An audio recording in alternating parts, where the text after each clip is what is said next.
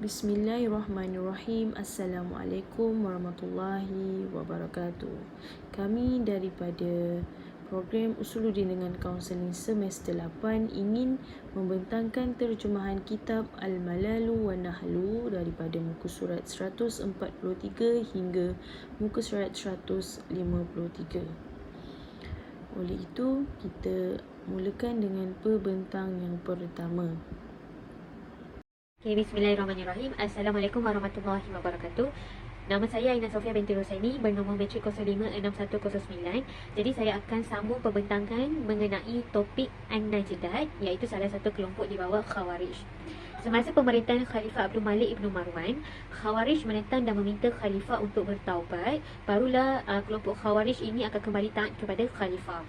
Tapi ada juga setengah kelompok Khawarij yang menyesal dengan tindakan ini dan menyatakan bahawa taubat itu urusan peribadi dan dilakukan dengan kesedaran diri. Walau bagaimanapun, Fudaik dan Atiyah, iaitu penyokong tegar An-Najdat, tidak bersetuju dan ada perbezaan pendapat sehingga mereka menuding kesalahan pada kelompok lain. Perkara ini hampir menyebabkan peperangan di antara dua kelompok tadi. Khalifah Abdul Malik Ibn Marwan telah menghantar pasukannya untuk memerangi Khawarij. Pada akhirnya, Abu Fudaik tewas manakala Atiyah sempat melarikan diri ke daerah Sajistan dan kelompoknya di sana dinamakan dengan nama beliau Al-Atiyah. Ada juga di antara pengikut Al-Atiyah ini yang bernama Abdul Karim Ibn Al-Jraj yang menjadi pemimpin kelompok Khawarij yang bernama Al-Jaridah. Seterusnya, nama lain bagi An-Najdah adalah Az-Zariyah kerana menurut mereka, kejahilan tak boleh dijadikan unsur dalam penerapan hukum fiqh. Al-Ka'bi dalam kelompok An-Najdah meriwayatkan bahawa taqiyah, iaitu perlindungan, boleh saja dalam bentuk perkataan atau perbuatan. Jika tidak, ianya akan menyebabkan membunuh jiwa. Maksud di sini adalah masyarakat tak perlukan kepada pemimpin, dan apa yang penting dalam kalangan masyarakat itu adalah saling nasihat-menasihati. Apabila Najdah meninggal dunia, terjadi perbezaan pendapat antara Fudaik dan Atiyah kerana masing-masing merasakan layak untuk menggantikan kepimpinan Najdah. Pengikut Fudaik pada akhirnya terkepung di satu daerah yang sempit, manakala kelompok Atiyah tersebar di beberapa daerah lain seperti Sajistan dan Khurasan. Perselisihan antara Nafi dan Najdah berkisar tentang boleh atau tak boleh melakukan taqiyah dan hukum mereka yang enggan ikut bertempur. Menurut Nafi, taqiyah tidak diperbolehkan dengan alasan firman Allah Subhanahu Wa Taala di dalam surah An-Nisa ayat 77 yang bermaksud tiba-tiba dari mereka, yakni golongan munafik, takut kepada manusia, yakni musuh, seperti takutnya kepada Allah. Seterusnya, firman Allah di dalam surah Al-Maidah ayat 54 yang bermaksud yang berjihad di jalan Allah dan tidak takut kepada celaan orang yang suka mencela. Bagaimanapun, Najdah pula berpendapat diperbolehkan melakukan taqiyah dengan alasan firman Allah SWT di dalam surah Al-Imran ayat 28 yang bermaksud kecuali kerana, yakni siasat memelihara diri dari sesuatu yang ditakuti dari mereka. Menurut Najdah, orang yang ikut bertempur itu lebih baik dari orang yang tidak ikut bertempur kerana Allah berfirman di dalam surah An-Nisa ayat 95 yang bermaksud dan Allah melebihkan orang-orang yang berjihad atas orang-orang yang duduk dengan pahala yang besar. Nafi pula memberi komen tentang ayat di atas yang mana ayat itu hanya berlaku bagi para sahabat, sedangkan yang lain dari sahabat kalau memang mampu wajib berperang, dan orang yang tidak ikut berperang hukumnya kafir kerana Allah Subhanahu Wa Taala berfirman di dalam surah At-Taubah ayat 90, sedang orang-orang yang mendustakan Allah dan Rasulnya duduk berdiam diri sahaja. Kemudian kita masuk kepada topik Al-Baihasa. Al-Baihasa ni adalah kelompok-kelompok yang mengikuti pendapat Abu Baihas Al-Haysham Ibn Jabir yang merupakan salah seorang dari suku Bani Sa'ad Dubaibah semasa pemerintahan Al-Walid. Beliau ni selalu dicari oleh Al-Hajjaj, tapi pada akhirnya berjaya ditangkap dan dipenjarakan. Beliau dijatuhkan hukuman potong kedua tangannya dan kedua kakinya, kemudian beliau telah dibunuh. Abu Baihas mengkafirkan Ibrahim dan Ma'mun atas alasan yang berbeza dengannya tentang hukum menjual budak perempuan. Selain itu, beliau turut mengkafirkan kelompok yang menyerahkan penilaian dirinya kepada Allah. Menurut Baihas, seorang belum dianggap Muslim kecuali apabila dia telah mengenali Allah dengan yakin, mengenali Rasul dan mengetahui apa yang dibawa oleh para Rasul, kepimpinan itu hanya pada tangan Allah dan bukan pada orang yang menjadi musuh-musuh Allah. Beliau turut mengatakan bahawa harus mengetahui secara umum hukum-hukum syarak seperti hukum halal dan haram. Dengan adanya seksa bagi orang yang melakukan yang haram, bererti kita patut jauhi daripada perkara tersebut. Diwajibkan kepada kita mengenal nama perbuatan yang diharamkan. Tidaklah perlu mengenal secara terperinci, tapi cukup kita mengenalnya secara umum agar tidak terjerumus ke dalam perbuatan yang terlarang. Setiap orang haram menahan diri dari sesuatu yang belum jelas hukumnya dan tidak mengerjakan sesuatu yang belum diketahui cara pelaksanaannya. Abu Bayhas melepaskan diri dari orang yang mengatakan kami hanya menjauh dari sesuatu yang jelas haram. Namun kami serahkan urusannya kepada Allah kerana kami tidak tahu seperti apakah termasuk yang halal atau yang haram. Menurut Abu Bayhas, sebenarnya ia wajib mengetahui hukumnya. Sebahagian besar kelompok Bayhasa mengatakan ilmu pengetahuan dan perbuatan adalah iman. Sebahagian lagi mengatakan tidak ada yang haram melainkan apa yang diharamkan Allah di dalam wahyunya. Allah berfirman dalam surah Al-An'am ayat 145 yang bermaksud, katakanlah, tidaklah aku peroleh dalam wahyu yang diwahyukan kepadaku sesuatu yang diharamkan bagi orang yang hendak memakainya. Iman adalah pengakuan dan pengetahuan. Ia bukan satu daripada dua tanpa yang lain. Majoriti Basiyah berpendapat bahawa ilmu, pengakuan dan amal semuanya adalah iman. Di kalangan Basiyah ada satu kaum yang bernama Al-Awniyah dan mereka adalah dua golongan. Sekumpulan berkata, siapa yang kembali dari Dal Al-Hijrah ke Al-Qiyud akan mewarisi daripadanya. Dan segolongan berkata, sebaliknya kami akan menjaga mereka kerana mereka telah kembali kepada perkara yang dihalalkan bagi mereka. Dan kedua mazhab itu bersepakat bahawa jika imam kafir, orang menjadi kafir, yang tidak hadir dan yang hadir. Dan dari Al-Basiyah ada satu kumpulan yang dipanggil sahabat tafsir yang mendakwa bahawa sesiapa yang menyaksikan umat Islam mengambil keterangan ditafsirkan dan bagaimana ia ditafsirkan. Menurut Al-Sa'labiyah, anak-anak orang mukmin dan anak-anak orang kafir adalah kafir, dan mereka bersepakat dengan qadariyah dalam takdir, dan mereka berkata Allah Ta'ala telah mewakilkan kepada hamba-hamba, maka Allah tidak berkehendak dalam perbuatan hamba-hamba itu. Sebahagian dari Al-Basiyah berkata bersetubuh dengan seorang lelaki itu diharamkan dan dia tidak dinilai sebagai kafir sehinggalah dia mengemukakan urusannya kepada imam dan pemimpin dan membatasinya, dan segala yang tidak ada hadnya diampuni. Al-Awaniyah berkata mabuk adalah kufur dan mereka tidak bersaksi bahawa ia adalah kufur kecuali wanita dewasa yang lain menyertainya. Bismillahirrahmanirrahim. Assalamualaikum warahmatullahi wabarakatuh. Saya Nur Azim binti Uthman bernombor matrik 056005 akan membentangkan terjemahan daripada muka surat 148 dan 149. Kita mulakan dengan muka surat 148 daripada perenggan yang pertama. Al-Ma'ni Bani Al-Sahari, dialah yang menakluki Kufah dan membunuh 24 amir dari tentera jemaah haji, semuanya amir tentera. Kemudian dia dikalahkan oleh Ahwaz. Dia ditenggelami di sungai Ahwaz sambil berkata, demikian ketetapan Maha Penguasa, Maha Perkasa, Maha Mengetahui. Seperenggan yang seterusnya, Al-Yaman menyebut bahawa Syabiyah dipanggil Murji'ah Khawarij ketika mereka mendatanginya dari wakaf dalam perkara yang sah. Diceritakan tentang dia bahawa dia mengingkarinya dan berpisah daripadanya. Kemudian dia keluar menuntut imamah untuk dirinya sendiri.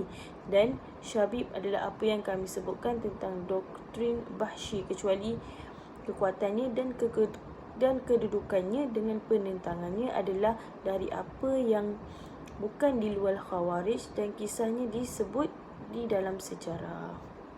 Kemudian Al-Ajardah dipisahkan menjadi beberapa jenis dan setiap kategori mempunyai doktrin mengenainya, kecuali apabila mereka dari keseluruhan Al-Ajardah atau kami kembalikan kepada peraturan yang terperinci dalam jadual mereka adalah Al-Saltiyah, para sahabat Osman bin Abi Asad atau Asad bin Abi Asad terpisah dari Al-Ajawdah bahawa jika seseorang masuk Islam, kami menjaganya dan mengingkarinya kanak-kanak sehingga mereka sedar dan menerima Islam.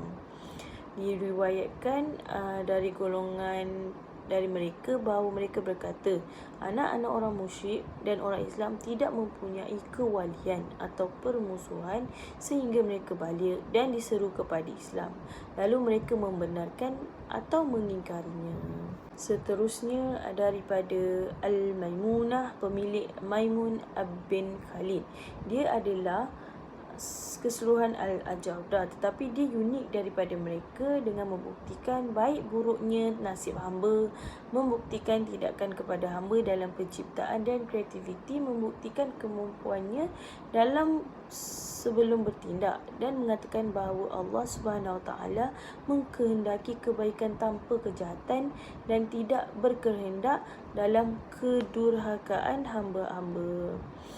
Kemudian Al-Husin Al-Karabisi menyebut di dalam kitabnya di mana dia menceritakan perkara-perkara Khawarij bahawa Maimun itu membenarkan perkahwinan anak perempuan dan anak perempuan dan saudara perempuan, dan mereka berkata Allah Ta'ala melarang perkahwinan itu, anak perempuan dan anak perempuan itu dari saudara lelaki dan perempuan, dan dia tidak melarang perkahwinan anak perempuan dan anak perempuan daripada saudara lelaki dan perempuan, dan dia tidak melarang perkahwinan anak-anak mereka.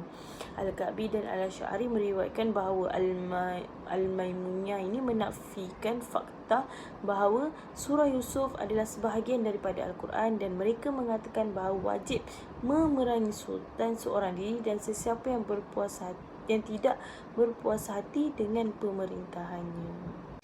Bismillahirrahmanirrahim. Assalamualaikum warahmatullahi wabarakatuh.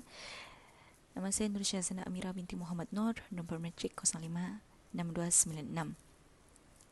Al-Kharaziyah. Al-Kharaziyah ini merupakan kelompok Al-Hamziyah berdasarkan ajaran Hamzah Ibn Adrak.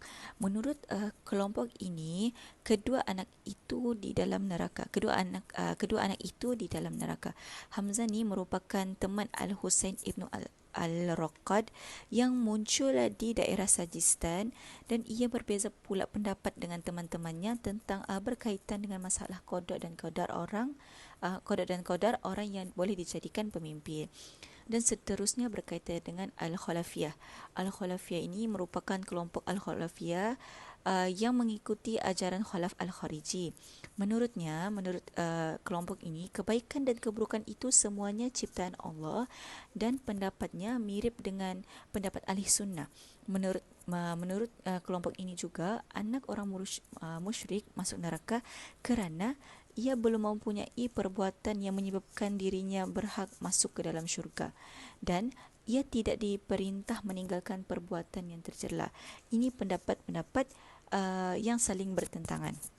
Kelompok seterusnya iaitu kelompok Al-Atrafiyah, yang merupakan salah satu kelompok yang sependapat dengan kelompok Hamziyah tentang qada dan qadar. Namun, menurut kelompok ini, dimaafkan bagi orang yang melanggar ketentuan itu. Tetapi, kalau ia sudah mengetahuinya menurut pertimbangan akalnya, perbuatan itu buruk, maka ia wajib menyingkirkan dari perbuatan itu. Seterusnya, Syu'aibiyah. Syu'aibiyah ini merupakan, dia menyatakan bahawa kelompok ini menyatakan pendiriannya bahawa Allah yang menciptakan perbuatan manusia, dan semua perbuatan yang lahir dari manusia hanya merupakan kasab dari manusia. Sebab itulah manusia ini dia bertanggungjawab terhadap perbuatan baik dan buruk, dan menerima balasan pahala dan siksaan. Akhir sekali iaitu kelompok Hamziyah. Kelompok Hamziyah ini merupakan kelompok yang mengikuti ajaran orang yang bernama Hazim Ibn Ali, yang mengikuti pendapat Syu'aib yang mengatakan bahawa Allah yang menciptakan perbuatan manusia, sedangkan manusia ini dia tidak mempunyai kudrat tersendiri kecuali diinginkan Allah. Bismillahirrahmanirrahim. Seterusnya saya akan menyambung daripada muka surat 152 dan juga 153. ويتبر منهم على ما علم أنهم صائرون إليه في آخر أمرهم من الكفر وأنه سبحانه لم يزل محبا لأوليائه ومبغضا لأعدائه ويحكى عنهم أنهم يتوقفون في أمر علي رضي الله عنه ولا يصرون بالبراءته عنه ويصرحون بالبراء في حق غيره. Dan Allah tidak akan memberikan kekuasaan kepada orang yang pada akhir hayatnya menjadi orang yang kafir, dan Allah sentiasa mengasihi para walinya dan membenci musuh-musuhnya. Diriwayatkan bahawa kelompok ini tidak memberikan komentar terhadap Ali ibni Abi Talib.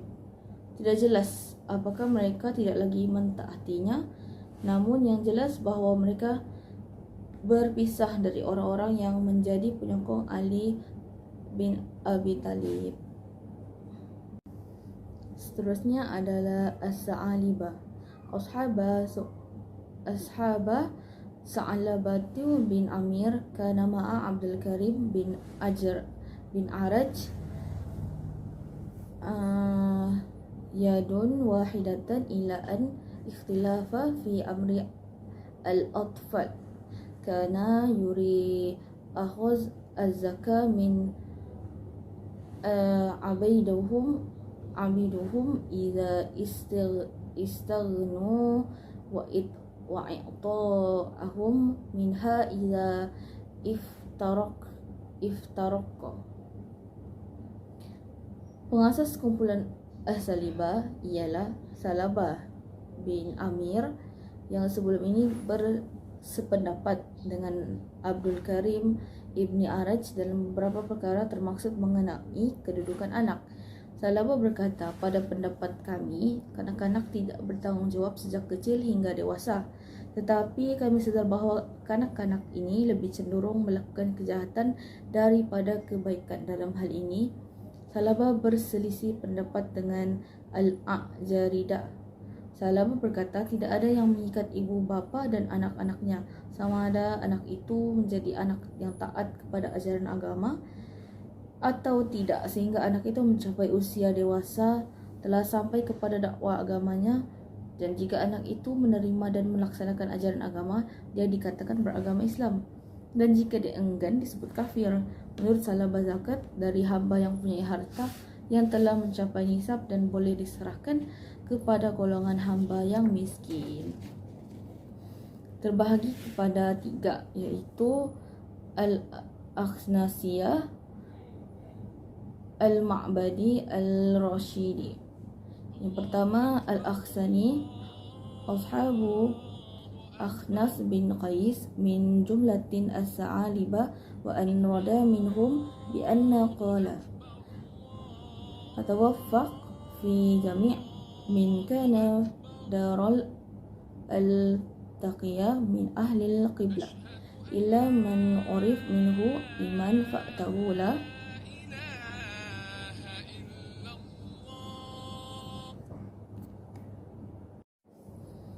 Yang pertama adalah Al-Akhnasiyah.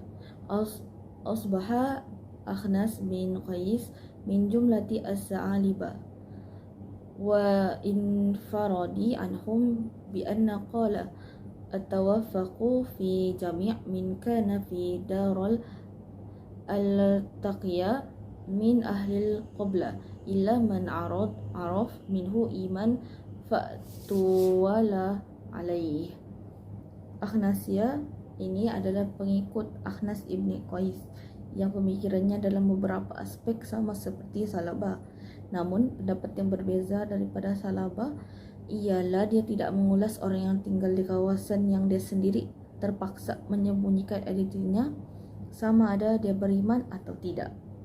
Nah, menurutnya jika ternyata masyarakat itu terdiri daripada orang yang beriman, maka dia termasuk dalam orang yang beriman. Tetapi jika masyarakat itu ternyata bukan orang-orang yang beriman, maka dia dikeluarkan dari golongan orang-orang yang beriman. Golongan ini melarang membunuh, menyembelih, dan mencuri. Dan setiap mukmin wajib mengajak manusia itu mengikuti ajaran Islam. Jika orang yang diundang itu tidak diindahkannya, maka wajib memeranginya, kecuali orang yang sembunyikan imannya. Seterusnya yang kedua adalah Al-Ma'badi. Al-Ma'badiyah. أصحاب معبد بن عبد الرحمن كان من جملة الثعالبة خالف الأخنس في الخطأ الذي وقع له في تزويج المسلمات من مشرك، وخالف لعليتي فيما حكم من أخذ الزكاة من عبيدهم.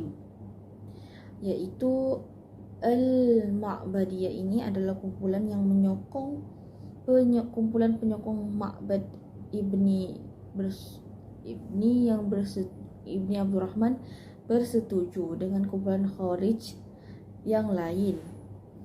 Abdurrahman yang juga tergolong dengan golongan As-Salibah, namun golongan ini berbeza dengan golongan Al-Akhnasiyah yang membenarkan wanita Islam berkahwin dengan musyrikin, dan golongan ini juga tidak bersetuju membenarkan zakat diambil daripada hamba. Beliau berkata, saya tidak bersetuju dengan itu dan saya tetap dengan pendirian saya yang berbeza dengan pendapat golongan Akhnasiyah. Dan di antara pendapat-pendapat yang berkembang dalam golongan ini, mereka dibolehkan berzakat hanya kepada satu asnaf dalam keadaan taqiyah. Yang terakhir adalah Ar-Rusyadiyah. Ar-Rusyadiyah asbaha Rashid At-Tusi wa yaqulu lahum al-ashriyati wa asluhum anna sa'aliyata kanu yujibuna fima saqa bil alhari wa alqana nasfa al-arsh.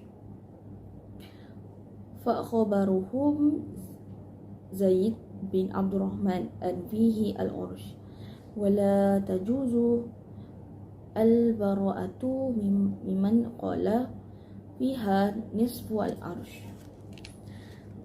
Yang bermaksud Ar-Rusyadiyah ini kumpulan yang menyokong Rusyaid At-Tusi dan juga digelar sebagai Al-Usriyah. Menurut kumpulan As-Salibah, perniagaan, pertanian dan pengairannya daripada air sungai dikenakan zakat 1/10, dan yang disiram dengan air hujan dikenakan zakat 2,5%. Zaid ibni Abdurrahman meriwayatkan bahawa zakat itu adalah 1/10 dan tidak boleh ditolak sebelum ini, hanya 1/5 sahaja.